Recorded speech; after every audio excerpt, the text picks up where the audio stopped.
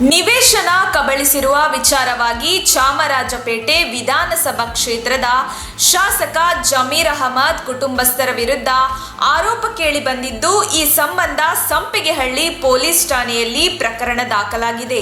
ಶಾಹಿದಾ ನಾಜೀನ್ ಎಂಬುವರು ಶಾಸಕ ಜಮೀರ್ ಅಹಮದ್ ಹಾಗೂ ಅವರ ಸಹೋದರ ಜಮೀಲ್ ಅಹಮದ್ ತಮಗೆ ಮಾರಾಟ ಮಾಡಲಾಗಿದ್ದ ನಿವೇಶನಗಳನ್ನು ಕಬಳಿಸಲು ಯತ್ನಿಸಿದ್ದರು.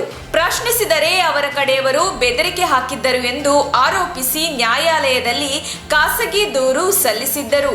ಇದೇ ವೇಳೆ ವಾದ ಪ್ರತಿವಾದ ಆಲಿಸಿದ 7ನೇ ಎಸಿಎಂಎ ನ್ಯಾಯಾಲಯ ಆರೋಪಿತರ ವಿರುದ್ಧ ಪ್ರಕರಣ ದಾಖಲಿಸುವಂತೆ ಸಂಪಿಗೆಹಳ್ಳಿ ಪೊಲೀಸರಿಗೆ ನಿರ್ದೇಶನ ನೀಡಿದ ಮೇರೆಗೆ ಈಗ ಅವರು ಶಾಸಕ ಜಮೀರ್ ಸೇರಿ 3 ವಿರುದ್ಧ ಎಫ್ಐಆರ್ ದಾಖಲಿಸಿಕೊಂಡು ತನಿಖೆ ಕೈಗೊಂಡಿದ್ದಾರೆ.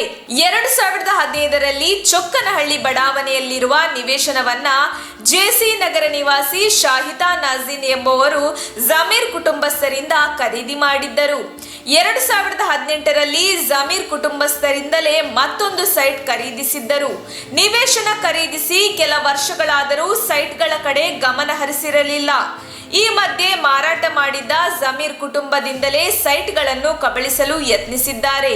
ಇದನ್ನು ಪ್ರಶ್ನಿಸಿದ್ದ ಶಾಹಿದಾ ನಾಜೀನ್ ಕುಟುಂಬಕ್ಕೆ ಶಾಸಕರ ಬೆಂಬಲಿಗರಿಂದ ಜೀವ ಬೆದರಿಕೆ ಹಾಕಿದ್ದರು ಎಂದು ಶಾಹಿದಾ ಆರೋಪಿಸಿದ್ದರು.